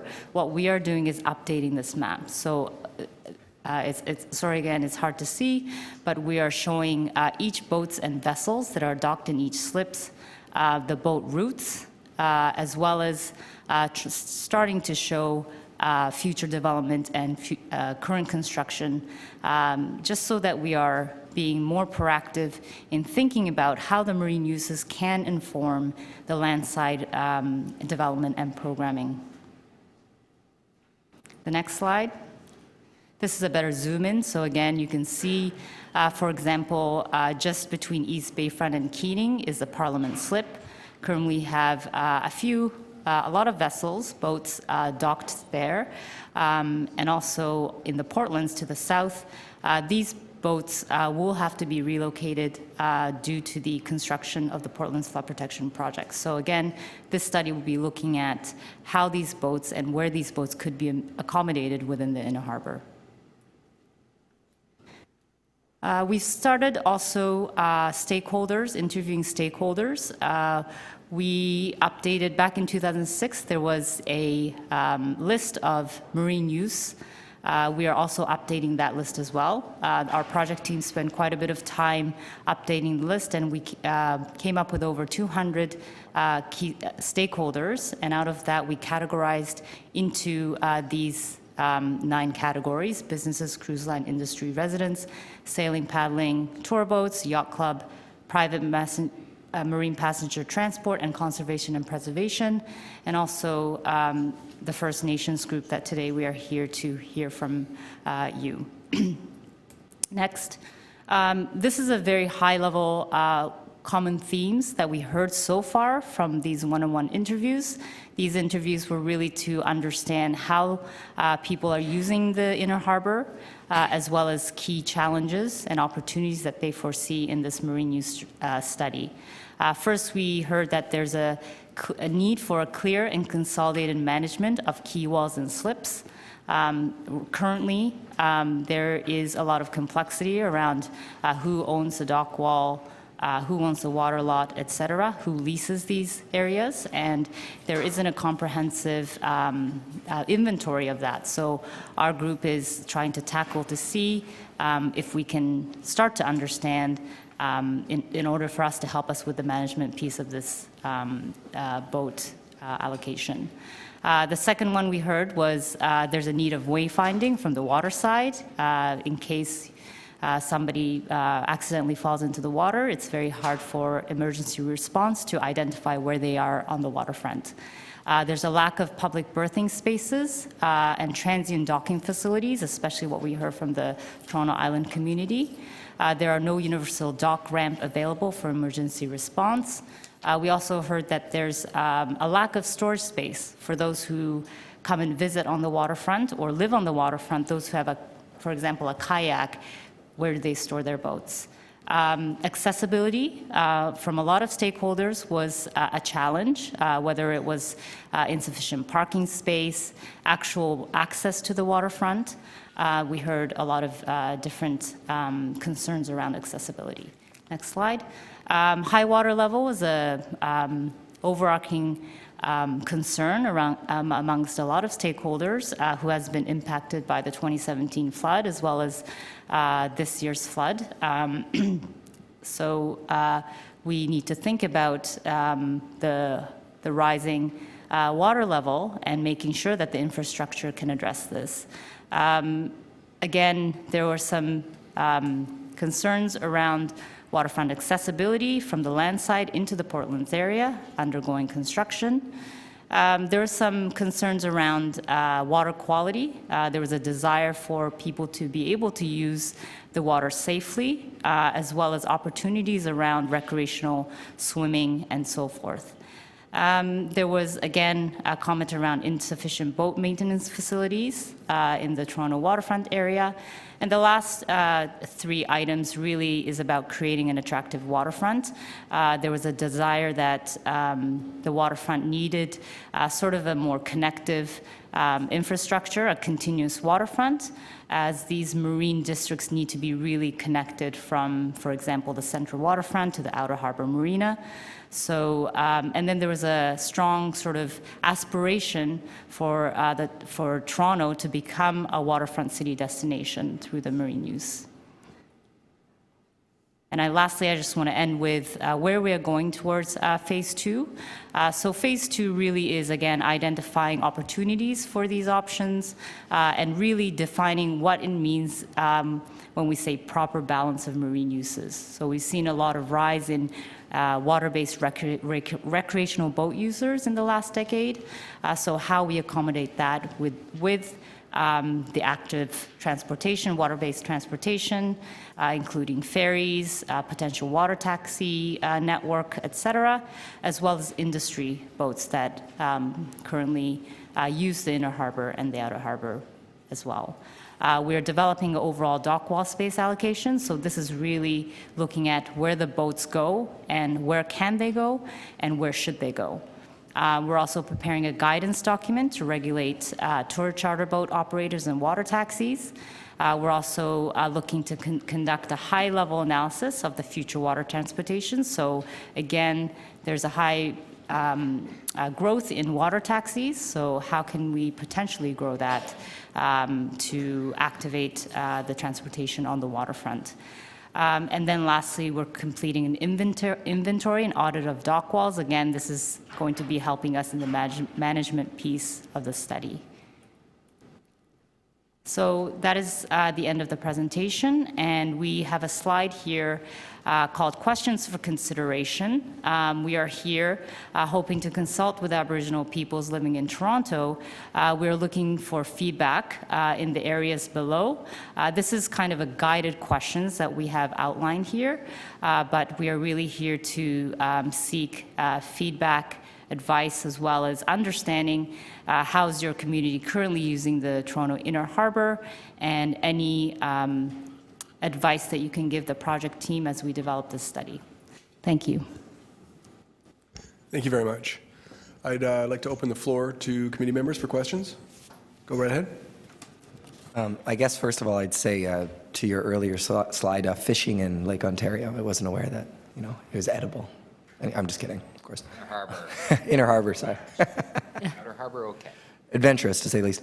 I guess my question would be, so I recognize that this is specifically waterfront, but how does Sidewalk Labs and the same things that they're doing, or is there a similarity, and how does that affect some of the work? Because this is, to my knowledge, within the same area as this, correct? Yes. Okay. So in terms of the Sidewalk Labs project, which is Quayside, so Quayside currently encompasses a 12-acre site within the waterfront. So this is, it does include the Parliament Slip. Again, we are going through an evaluation process on Quayside, so any development or any plans that were proposed by Sidewalk Lab is currently under review. Any proposals obviously will have to go through a process of review by the city, Waterfront Toronto. But that is a proposed plan. What we are trying to do with this study is that developing concepts around the needs of the marine uses and programming around Parliament Slip, which is the primary focus area, and how that may inform the designs on the land side.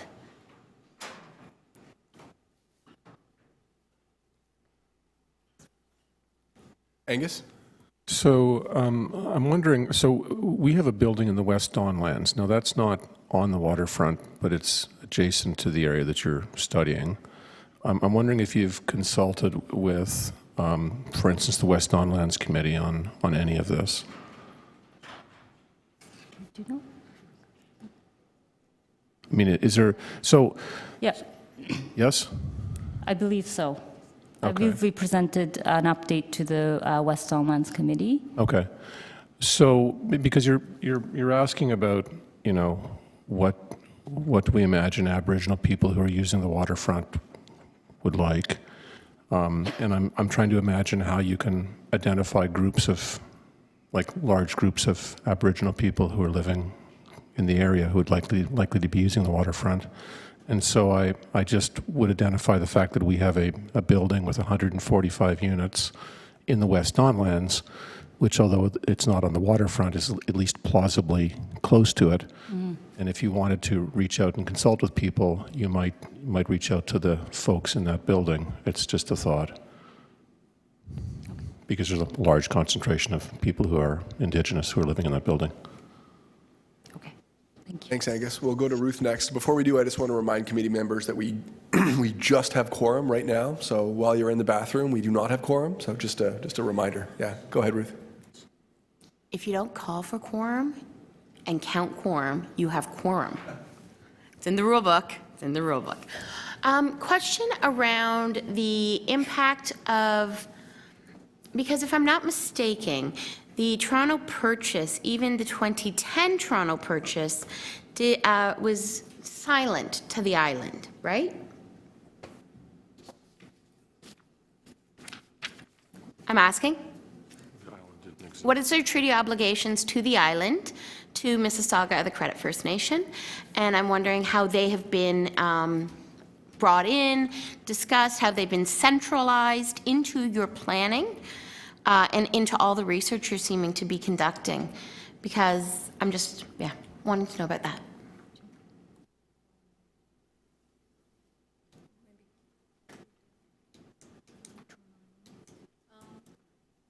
My name is Marina Hofschild. I work for the city planning, and it's my understanding. Thank you. It is my understanding that we're just in the beginning of the consultation process, so this is the first presentation we're doing in terms of collecting input and advice on how we should consider issues from this point of view. So we're just beginning consulting right now. Oh, I understand you're talking about the urban Toronto Indigenous community, but I'm actually asking about the treaty obligations that are required, right, under, free and informed consent, because that would still fall there, right? So you've not brought in the Mississaugas and the chief or any of that community? Yeah. As part of the Portland's flood protection project, Waterfront Toronto has been engaging the Mississaugas of the Credit, and our approach is that through that Portland's flood protection project, given that the marine strategy update encompasses the similar area, so the primary focus areas from Yonge, including the west side of the Portland's flood protection project, that we have been coordinating with the flood protection team to provide an update during the consultation with the First Nations groups through the Portland's Flood Protection Project. So it's an update, it's not a collaboration? We would provide an update, but obviously the feedback that we'll get through the consultation for the Flood Protection Project we will take in our marine strategy study.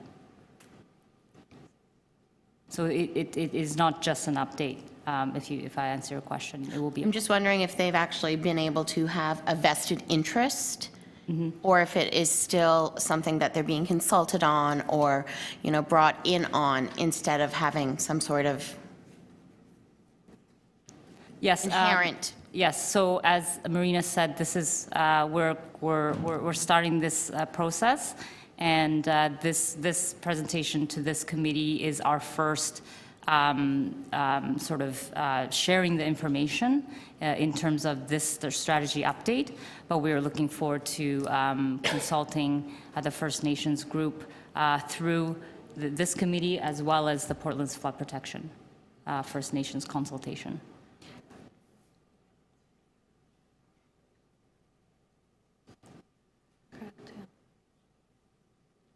I'm just stipulating it's a treaty obligation, so that's all. Is there, can I build on what Ruth just said? Please, go ahead. Thanks, Chair. Ruth, thank you. You were covering some of the pieces that I was going to ask about around treaty obligation and being sure that we talk to the Mississaugas of the Credit. Building on that, we've been reminded recently, we've been reminded during recent conversations related to Indigenous placemaking and placekeeping that access to the waterfront is important to a large number of members of the Indigenous community.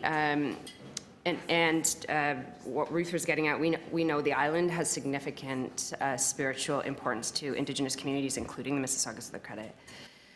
So there's likely more conversations that we can have, the Indigenous Affairs Office and Waterfront Toronto, because I'm wondering how, in the current phase, you've somewhat addressed it by saying you're at the early stages, but I'm wondering how, in the current and future phases of this work, that you'll ensure that Indigenous voices have a safe space, and I can help unpack at least what I mean by that, to be expressed and heard. Some of that is talking in a very real way with the Mississaugas of the Credit, and then some of that is engaging with the urban Indigenous community.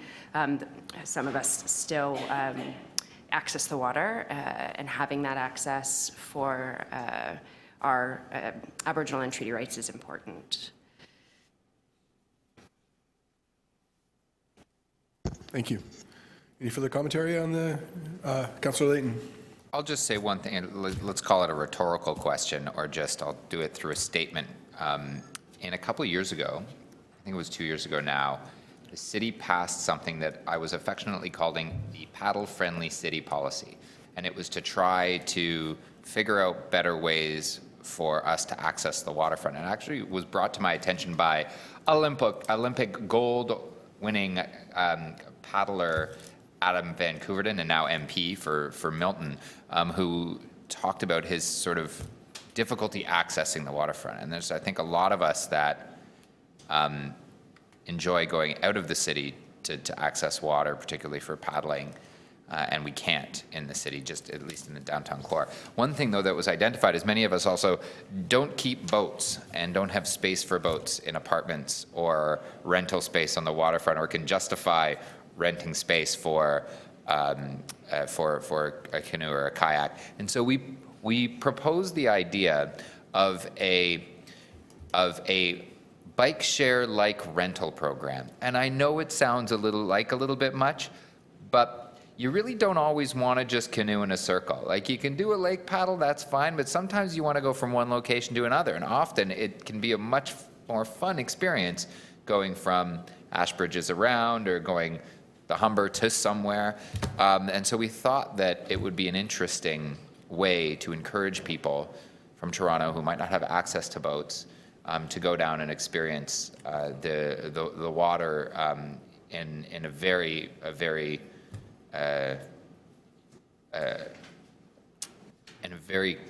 intimate way.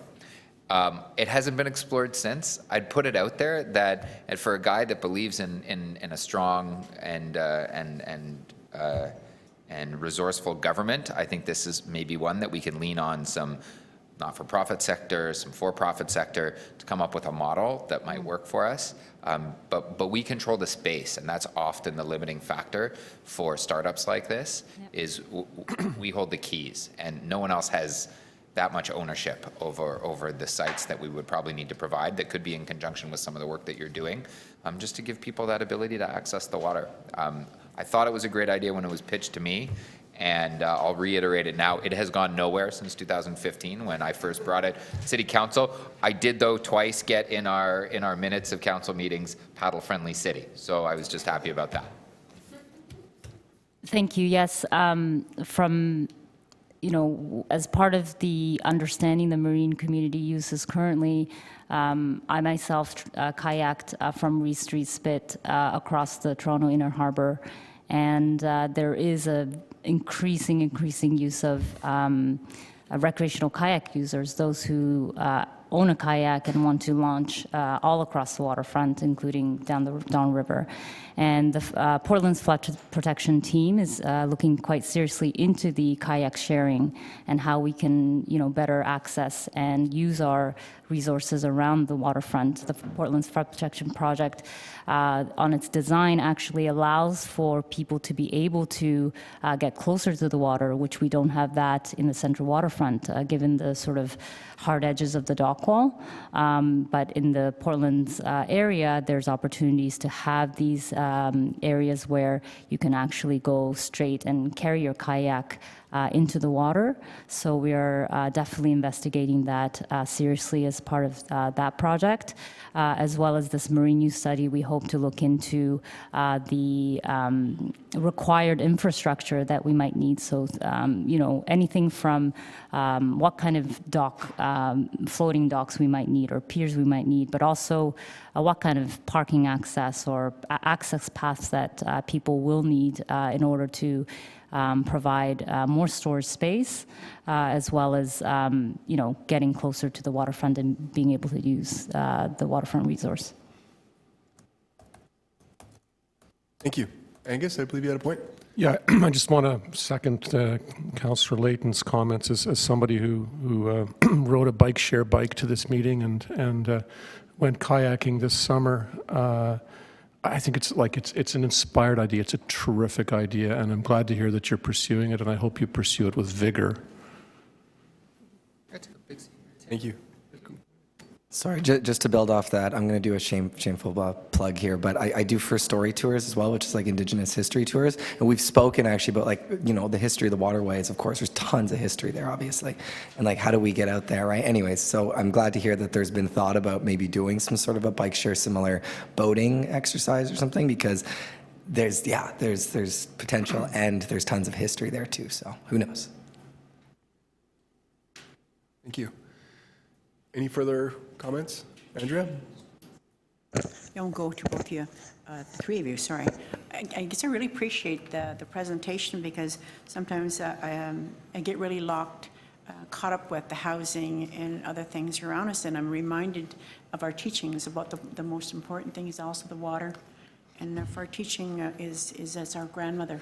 And so I'm really appreciative of your study, along with those water banks. So I think this is a tremendous initiative, and if it can get these two gentlemen out there kayaking and pedaling, well, that's a good thing too as well. So I acknowledge you, for this. So yeah. Thank you. Any further commentary? We're good? Okay, and I don't believe we have any speakers on this item, so I'd just like to ask for a motion to receive the item. Moved by Councillor Layton, seconded by Andrea. I got my name in the minute. Thank you. All in favor? Any opposed? Motion carried. Thank you very much for your time. Thank you.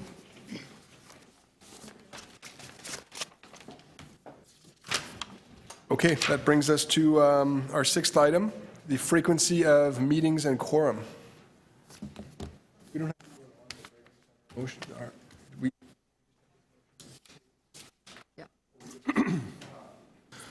And we do have a registered speaker for this item on our agenda, so I would just like to welcome Miguel up to the microphone. Good to see you back, Miguel.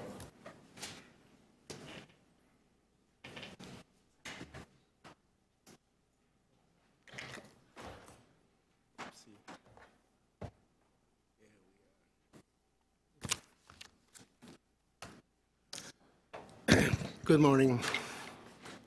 Thank you for the opportunity to address this committee with regards to this item, the quorum and number of meetings.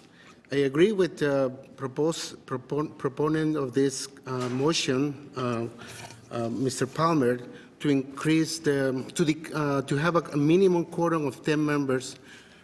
Currently, you have 20 players that come to this committee.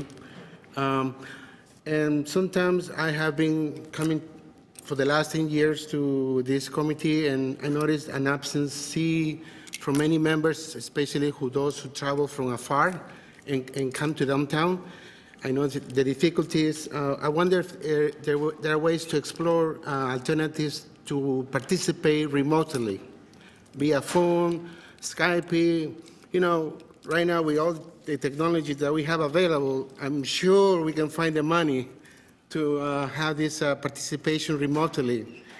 Also, I want to see an opportunity to explore members of the grassroots groups who work with indigenous actions in the city of Toronto. Maybe we don't like to dress it with a suit, but we like to wear. This is how we feel comfortable being who we are. We are poor. I'm poor, and I used to be homeless, and I'm thankful for many opportunities, especially the homeless to homes program in 2001. 2010, that helped me to get homes with TCAC. So I just want to say something of good news. Today we are live on the City of Toronto YouTube channel. This is the first time ever. Thank you. I believe last month I requested this committee via the city clerk office, and I think we have 9 viewers right now watching this committee. So it's up to you guys to promote in your organizations. So those who are want to know what's going on in the city, can our voices be heard? Yes, we can participate remotely. We got it, technology. Let's do it, because I was kind of sad not to participate in the conversation regarding the state of our homeless population. I think we need to have more conversation in this. Thank you so much to Councillor Layton for this. Angus Palmer again for moving this motion to increase the number of affordable housing in the unit. So we need to have the team complete. Even if it's only 10, go ahead, do it. Thank you so much. Thank you very much. I'd just like to ask if any members of the committee have questions or comments for Miguel. Thanks. Okay, seeing none? Thank you. Yeah. Okay, motion to...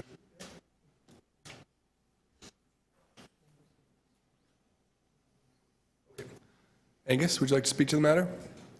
So I'm not sure if everybody has a copy of the motion that was drafted by staff in response to the letter that I sent, but I'll just read it to you. Oh, there it is. Nope, that's the right one. Yes, there it is. Okay, so yeah, so at the last meeting I expressed concern that 4 meetings a year was not sufficient for the committee members to give reasonable consideration to the wide range of topics that impact on the community. I think that 6 is a reasonable number of meetings to hold. I don't think it makes sense to hold more than 6 because we have many other meetings to attend, but I think 6 strikes a balance. In suggesting that the quorum be set at 30%, I want to be clear that I will be profoundly disappointed if we end up with fewer than 50%, but I don't want the meetings to be tanked if we happen to fall below 50%. I think at 30%, if it falls below 30%, I think we have an issue and we don't deserve to hold a meeting. So the motion is intended to strike a reasonable balance here and allow the committee to be more productive in the months ahead. Other comments and feedback? It's a good motion. Yeah, it is a good motion. Yeah. Yeah. Okay. Well, we have a motion before us then. All in favor? Oh, do we need a motion to, no, Angus. You need a second. Forward, so we're good. Yeah, okay. No Any seconder? opposed? Don't need a seconder. There you go. Okay. We need a second? Doesn't No, sound. we don't. I don't believe we do. So we're good. Okay. Motion carries. No. Thank you. There you go.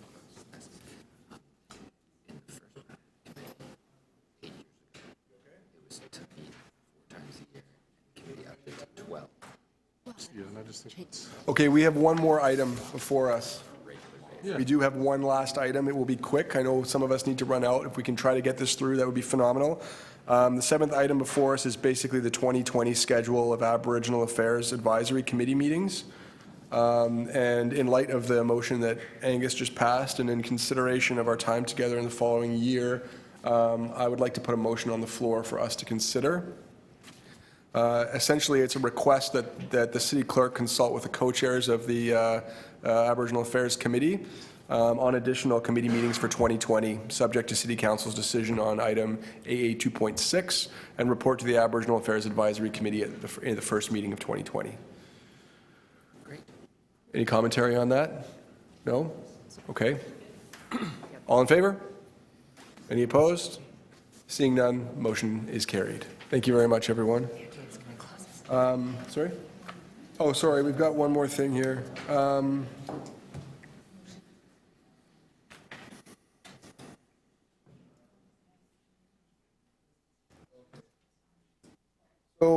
So there's one motion that we can move to excuse the absence of committee members who are not in attendance for the meeting today.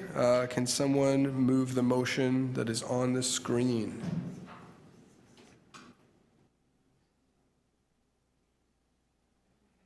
Okay, moved by Nancy. Do I need a seconder? No. Nope, we're good. I don't know why I always want to go for that seconder. I just feel so compelled. Okay, all in favor? Any opposed? Motion carries. Thank you so much, everyone. Before we all leave, I think we're just going to invite Andrea to close us in a good way. Thank you, Andrea.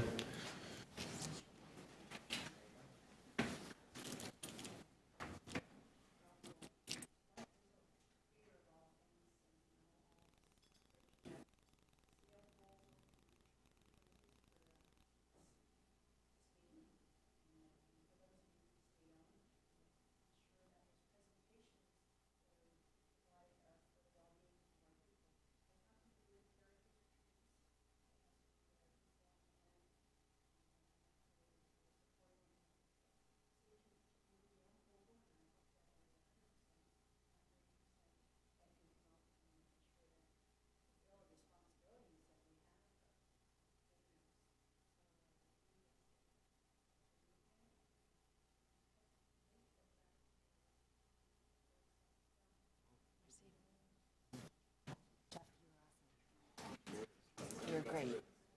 Yeah.